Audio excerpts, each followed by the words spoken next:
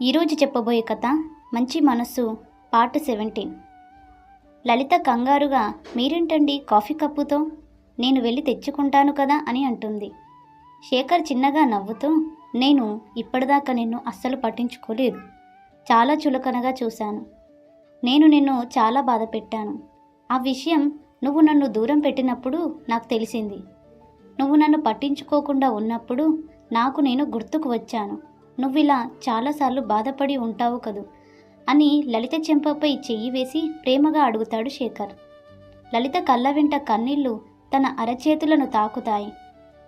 ఇన్నాళ్ళు తను ఎందుకు బాధపడుతుందో, ఎంత బాధపడుతుందో ఇప్పటికైనా శేఖర్ తన మనసు అర్థం చేసుకున్నందుకు లలిత సంతోషిస్తూ, అయ్యో మీరు నా వల్ల చాలా బాధపడ్డారా, సారీ అండి అని శేఖర్ని గట్టిగా పట్టుకొని అంటుంది. శేఖర్ ఏమో, నువ్వు కాదు నేను చెప్పాలి సారీ అని.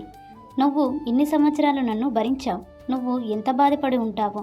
మంచి తిండి, బట్ట, బంగారం, నగలు ఇస్తే సరిపోతుంది, ఇంకేం కావాలి అని అనుకున్నాను. ఏ బంధమైనా ప్రేమతో ముడిపడి ఉంటుందన్న సంగతి మర్చిపోయాను. శారీరక అవసరాలే గుర్తుంచుకున్నాను తప్ప అవి మనసుతో పెనవేసుకొని ఉంటాయన్న విషయం పట్టించుకోలేదు. మనసులో భావాలు, బాధలు, ఆనందాలు ఇవన్నీ పంచుకోవడానికి ఒక మనిషి తోడు ఉండాలని తెలుసుకోలేకపోయాను. నీకు ఎన్నిసార్లు సారీ చెప్పినా అది తక్కువే అవుతుంది. నేను నీకు ఎప్పుడు నేనున్నాను అనే భరోసా ఇవ్వలేకపోయాను అంటూ లలిత చేతుల్ని తన చేతుల్లోకి తీసుకుంటూ, ఇప్పుడు నేను నీకు ఆ భరోసాని ఇద్దామనుకుంటున్నాను. నువ్వు ఏం సాధించాలనుకుంటున్నావో అది సాధించు. నీకు ఏం చెయ్యాలనిపిస్తే అది చెయ్యి. నేనున్నాను. నేను నీ వెనకే ఉంటాను, నీ తోడుగా ఉంటాను అని లలిత కళ్ళల్లోకి చూస్తూ ఐ లవ్ యూ అని చెప్పి చేతిలో పాంప్లెట్ పెడతాడు. అది లలిత కొట్టిద్దామనుకున్న పాంప్లెట్. అది చూసిన లలిత ఆశ్చర్యపోతూ, మీరు నా కోసం అంటూ లలిత చాలా ఆనందపడిపోతూ పాంప్లెట్ వైపు, శేఖర్ వైపు చూస్తూ ఉంది. ఏంటి లలిత, ఇంత చిన్న విషయానికి అంత సంబరపడిపోతున్నావేంటి అని అడుగుతాడు శేఖర్. లలిత శేఖర్ని గట్టిగా పట్టుకొని, పాంప్లెట్ చిన్న విషయమే కానీ మీరు నా కోసం ఆలోచించిన దాన్ని తయారు చేశారు కదా, అది నాకు చాలా పెద్ద విషయం అని శేఖర్ని నుదుటపై ముద్దు పెడుతూ ఐ లవ్ యూ టూ అని అంటుంది.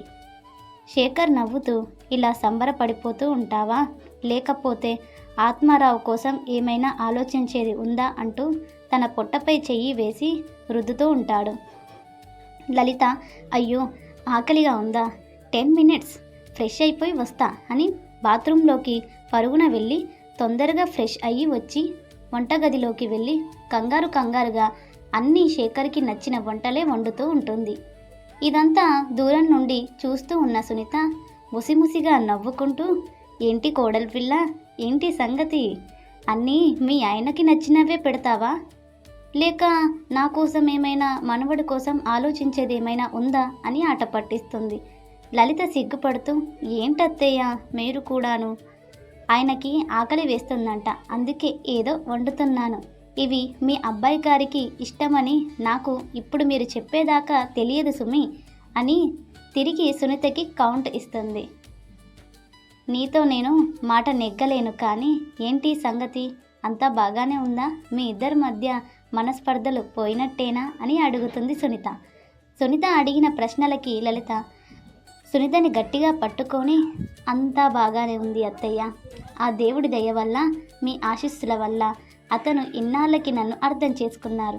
చాలా ఆనందంగా ఉంది అత్తయ్య, ఇదంతా మీరిచ్చిన ధైర్యం వల్లే. మీకు ఎన్నిసార్లు కృతజ్ఞతలు చెప్పినా తక్కువే అత్తయ్య అని సునీతకు సమాధానం ఇస్తుంది. బయట నుండి శేఖర్ లలిత లలిత అని పిలుస్తూ ఉంటాడు.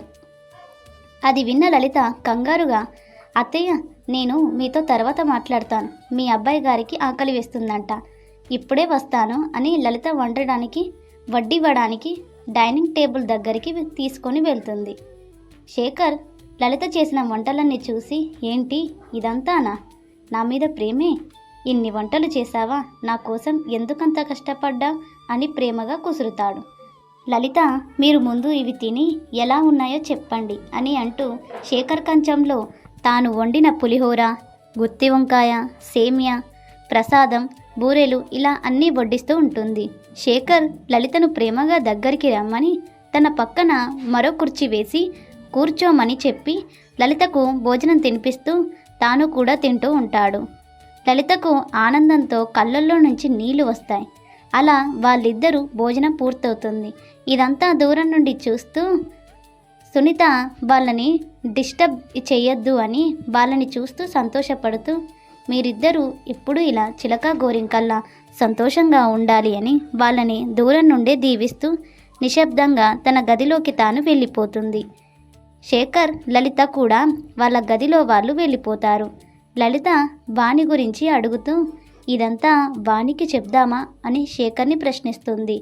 శేఖర్ చిన్నగా నవ్వుతూ, ఏ సాక్ష్యం ఉందని నువ్వు వివేక్ మీద ఇంత పెద్ద నింద వేస్తావు అని అడుగుతాడు.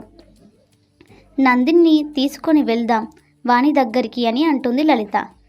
శేఖర్ దానికి నందినిని నన్ను నాన్న అని పిలుస్తుంది, వివేక్ని కాదు, నువ్వు ఎలా వాణిని నమ్మించగలవు అని అడుగుతాడు. లలిత చాలా సింపుల్గా DNA టెస్ట్ చేద్దాం అని అంటుంది. మరి నెక్స్ట్ వీడియోలో ఏం జరుగుతుంది? లలిత నందిని గురించి వాణికి నిజం చెప్పేస్తుందా? DNA టెస్ట్ చేపించి ఆధారాన్ని నిరూపిస్తుందా?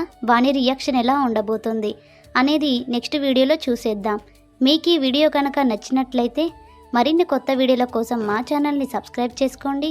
వీడియో ఎలా ఉందనేది కామెంట్ బాక్స్లో కామెంట్ చేసి వీడియోకి ఒక చిన్న లైక్ చేసుకోండి. Thanks for watching this video.